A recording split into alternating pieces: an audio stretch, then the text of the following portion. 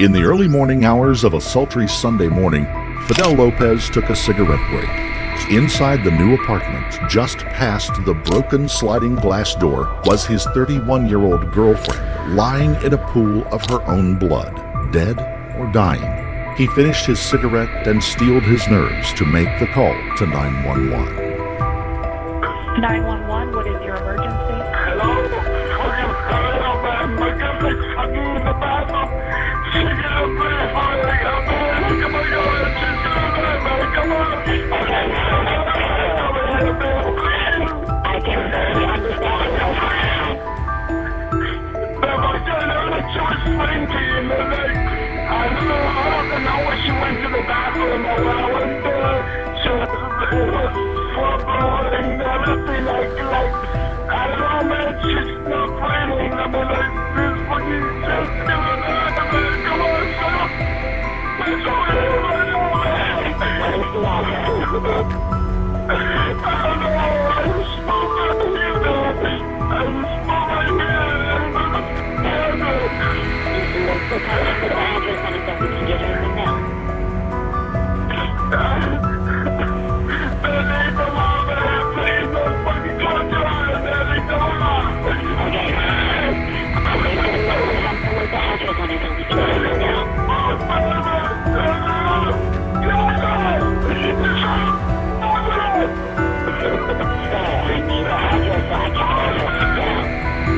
Once they had a location, the Broward County Sheriff's Office 911 operator quickly dispatched officers. It was 3:39 a.m. on Sunday, September 20th, 2015. They would find a horror show. Before we start, we would like to send our deepest sympathies to the loved ones of Maria Nemeth, who fell victim to the horrible crimes of that night. Before we begin, please be aware that today's story contains graphic details. Viewer discretion is advised.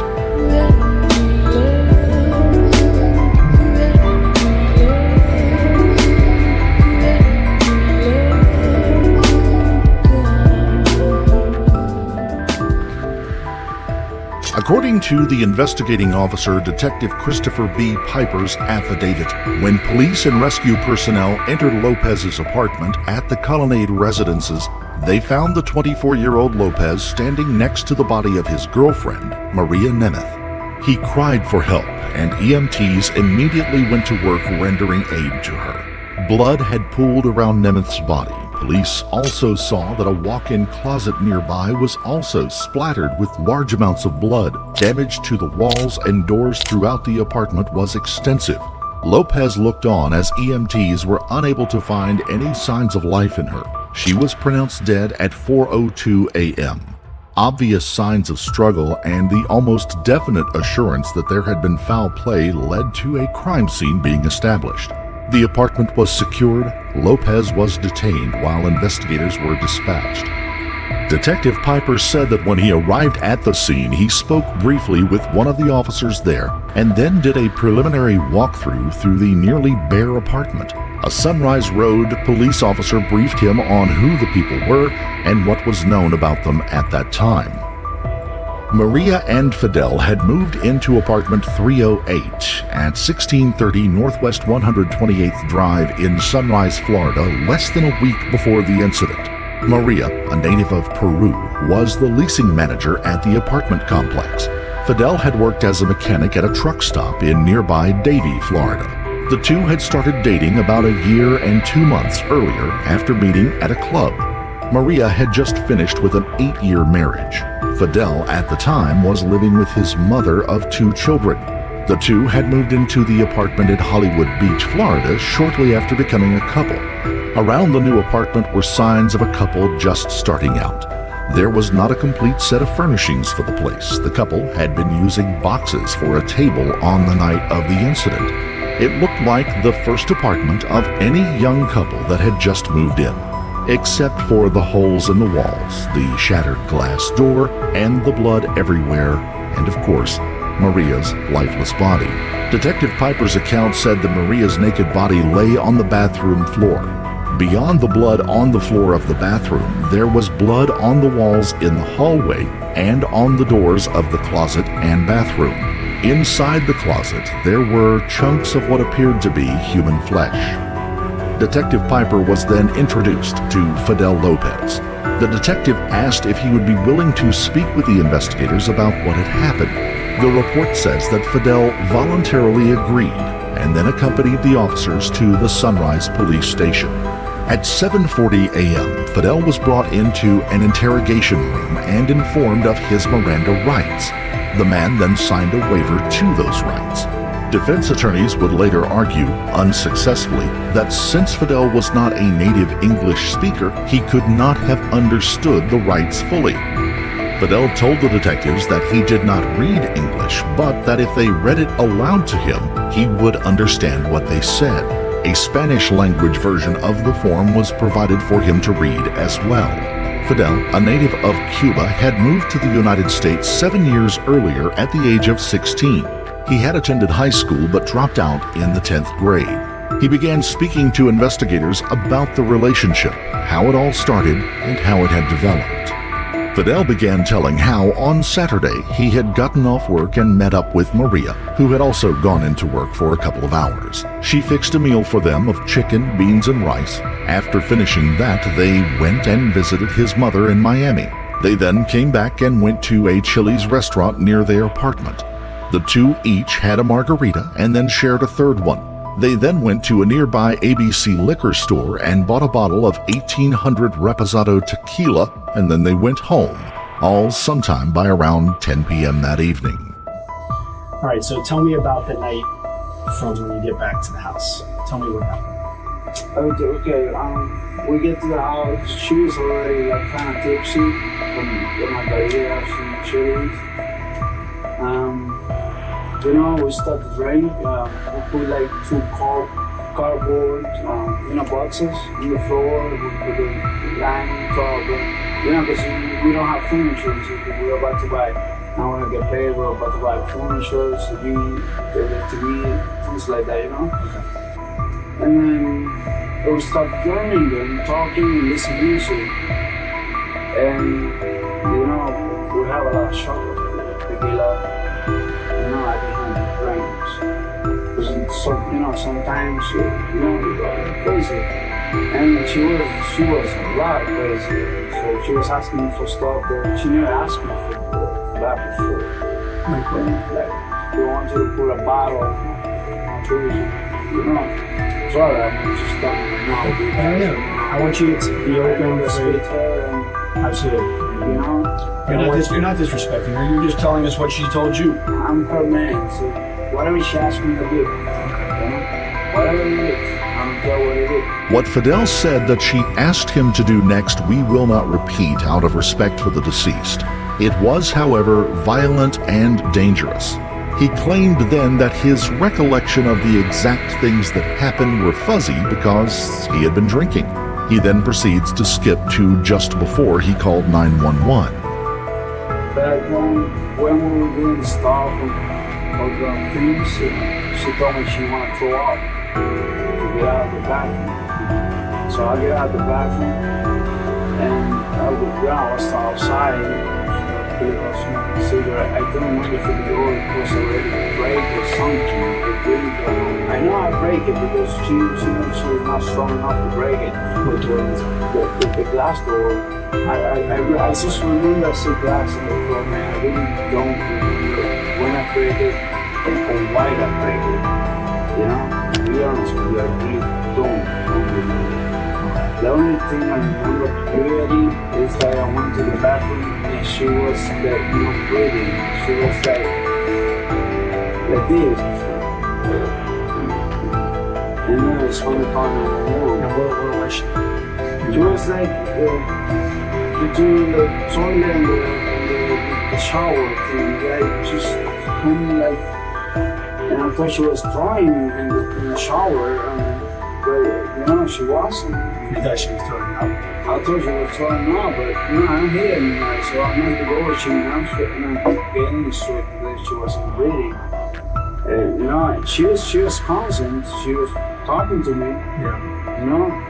But, you know, one moment I get so nervous and scared, and then I get the phone and go 911 because she was getting worse and worse.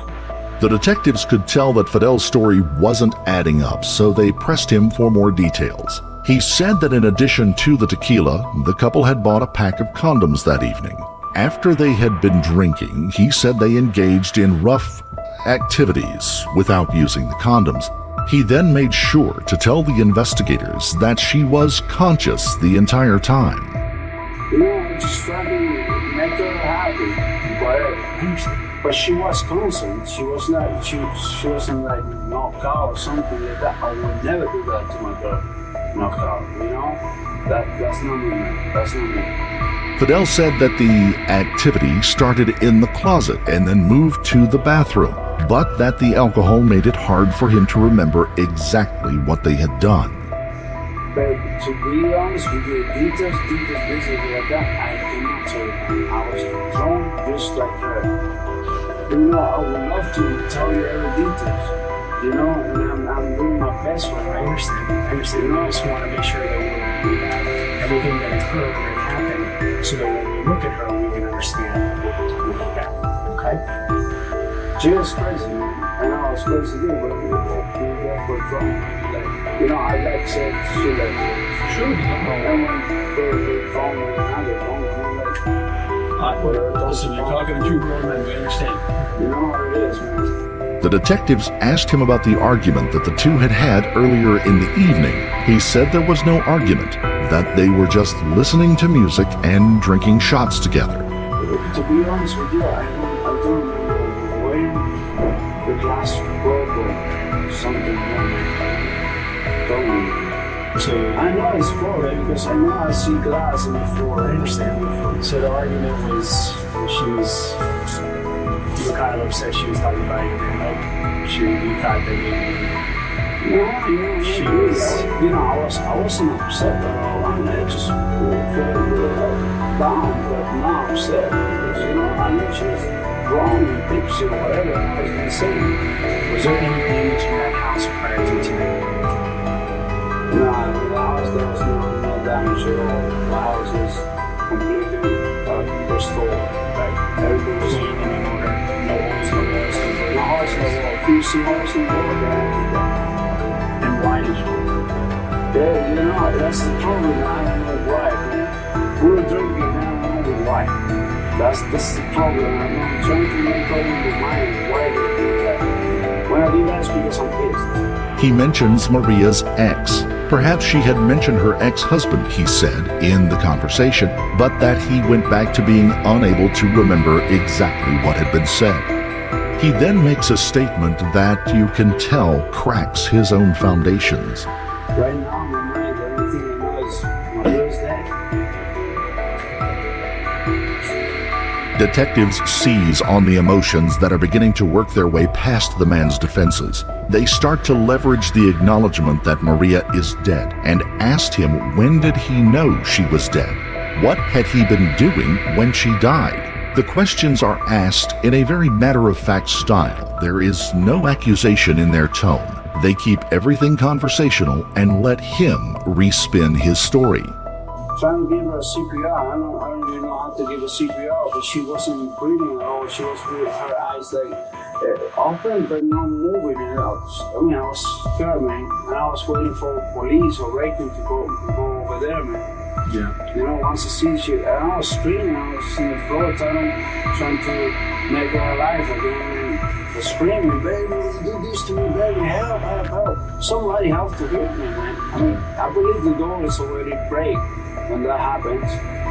So somebody from outside have to hear Yeah, the glass was already broken. the glass was already broken, yeah. Hey, during the argument or anything too, when you were upset tonight, do you remember punching her? No, man. With her or anything like that? No, man.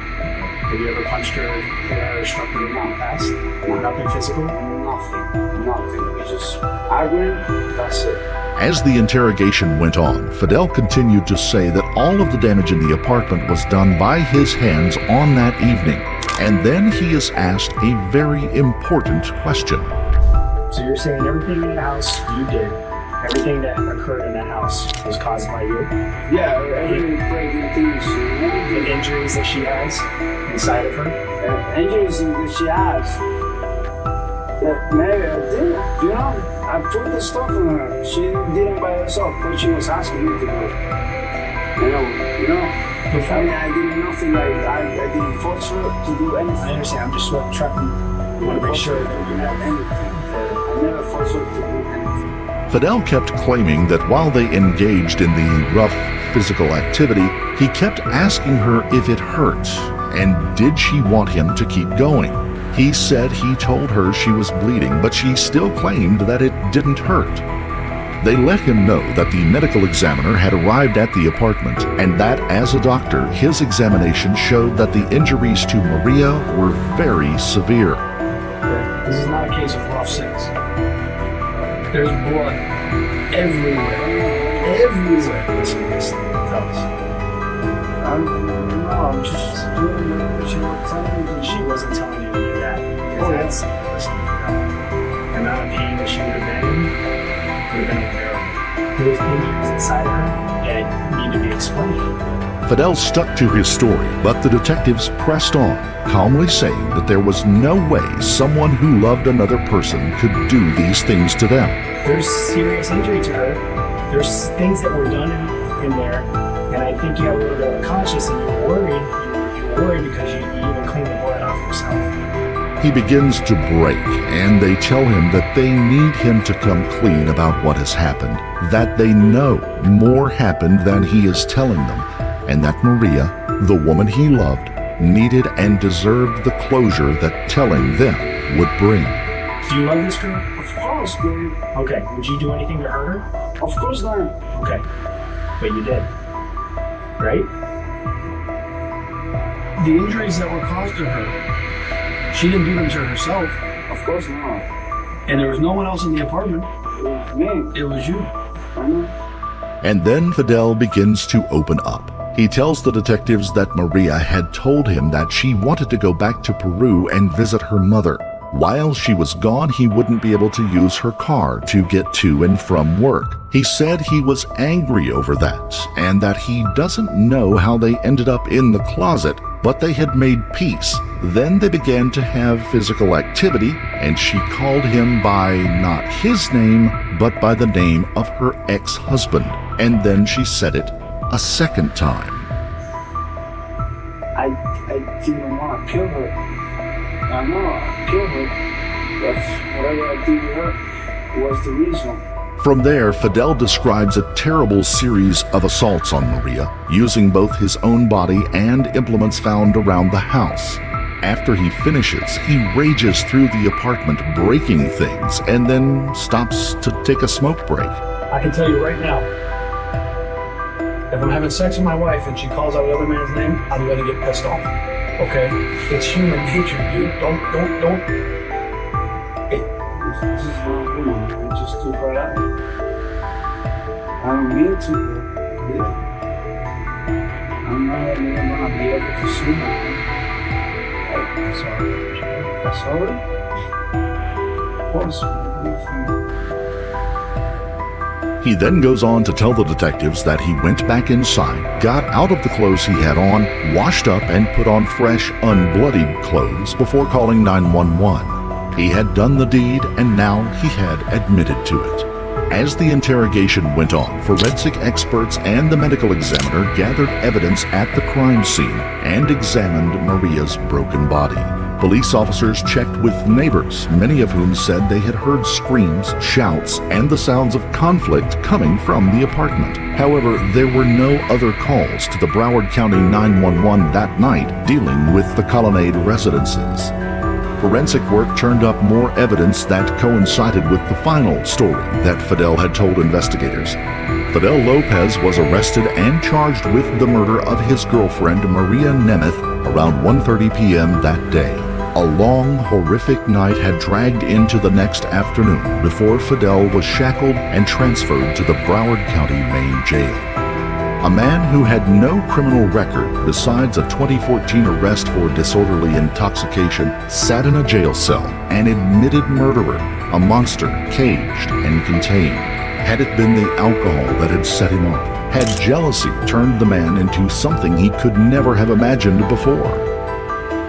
In the initial rounds of trial in court, Fidel's defense attorneys attempted to have his entire interrogation and confession thrown out on the grounds of his limited knowledge of the English language, meaning that he could not have understood either his Miranda rights, allowing him to request an attorney to be present, and that he simply could not answer any questions if he chose. The judge ruled that there was sufficient evidence from the footage that Fidel demonstrated not just a working usage of the English language, but that he fully understood what was being asked of him and what he was saying back in return. The motion to suppress was dismissed. Fidel Lopez, accused of this horrific murder, was in line for the death penalty. Within the state of Florida, the death penalty is still available as a punishment. Still, with the heinous nature of the killing and the assault, Fidel could find himself on the state's death row, awaiting death by lethal injection if he was found guilty by a complete jury. The chance of that happening was simply too great. On July 14, 2017, after an extended stay in the Broward County Jail, Fidel Lopez accepted a plea deal before Judge Iona Holmes. In the courthouse located in Fort Lauderdale, he accepted a charge of first-degree murder and sexual battery. On August 3, 2017, Fidel Lopez was sentenced to life in prison. The terms of the plea deal, in exchange for removing the death penalty, prohibit him from appealing the sentence, and he can never be eligible for parole. The families of both Fidel Lopez and Maria Nemeth were shattered by the actions of that fateful night. No one can undo the monstrous events that happened, but perhaps some healing has been found since Fidel faced justice and punishment. If you found this story compelling, don't forget to like the video, comment down below your take on it, and please subscribe to the channel. We appreciate every subscription. Also, hit the notification bell in order to stay up to date each time we reveal a new shocking case. Until next time, stay safe and keep your eyes peeled. You never know what's lurking in the shadows.